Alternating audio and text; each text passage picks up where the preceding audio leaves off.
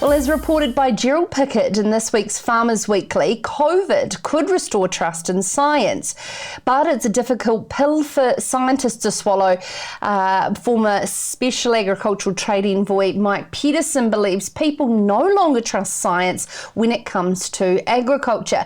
Instead, that trust has been placed in the hands of few influencers and groups of people. This is what his message was to the New Zealand Grasslands Association's annual conference held recently online.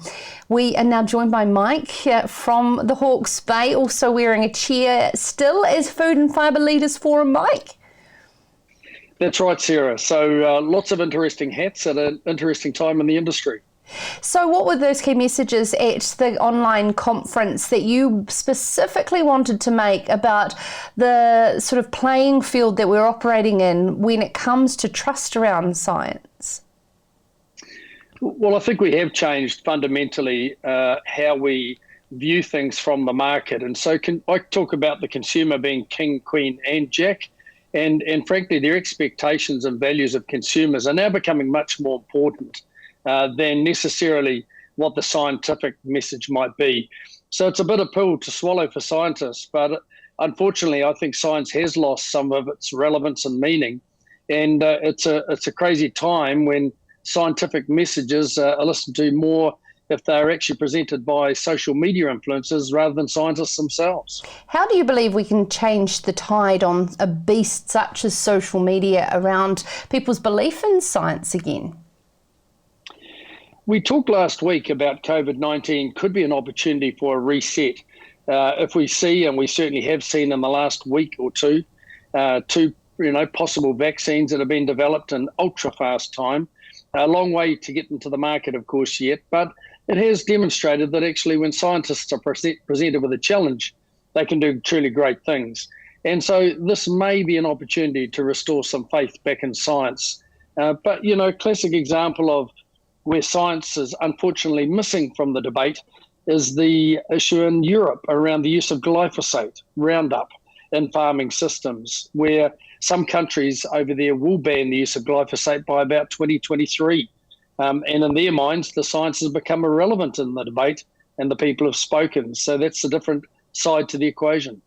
And you're pointing the finger specifically at mine and the younger generation, millennials and Generation Z, making up 63% of the world's population, over a tipping point now in demography, and they are driven very much around environmental concerns. Yet you believe that these generations who now rule and influence the world don't look to environmental science, but just the ideology of. That's right, and we're seeing a much younger consumer market out there now, nearly 2/3 of them that are under the age of 30. And so when you look at that lens that we're trying to talk to, very often they'll listen to an influencer over a scientist. But for us in New Zealand, of course, I still see this as an opportunity because our production systems, the integrity and safety of our food that we produce here in New Zealand is as good as any in the world. So we have the opportunity to get this right when many other countries don't. We're not burning the Amazon like in South America. And so we have the opportunity to get it right, but we need to package it up in a nice, coherent story and take it to the world. And this is something we have been talking about for a very, very long time, Mike.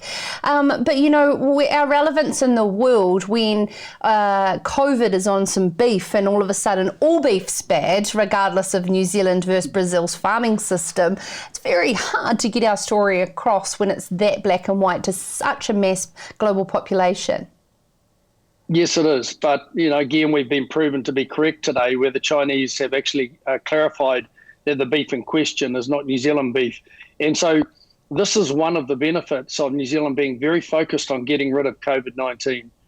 We can go to the market, we can demonstrate that the chances of that beef being infected with COVID-19 from New Zealand is very, very low indeed. So there may be some cross-contamination, but New Zealand is managing this very well, and it can be a beacon for the world around how we can manage and take on difficult challenges. Let's talk about the primary sector's Te Taiao framework, and there has been a bit of a change in the conversation and language saying, okay, if we have an issue with the word regenerative, let's make Te Taiao our way of farming. And it looks like Dr. Jacqueline Rowith is starting to come round an alliance with this as well.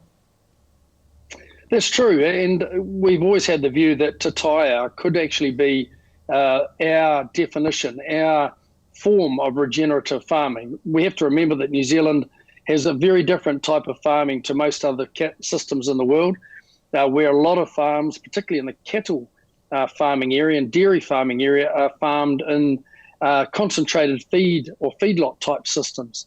So New Zealand has a regenerative system as we know it already. And again, Te Taiao, in my view, can be our opportunity to actually redefine what regenerative means from a New Zealand point of view. Again, I think it's something that consumers will like, and it's something that we can definitely be successful in.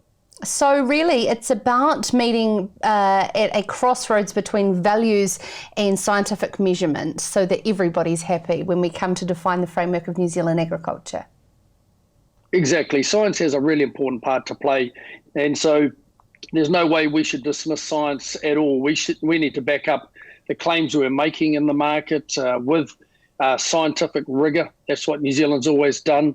But we also need to understand that with a younger population, one that's more likely to be led by influencers, then we actually need to package that up in a very careful way.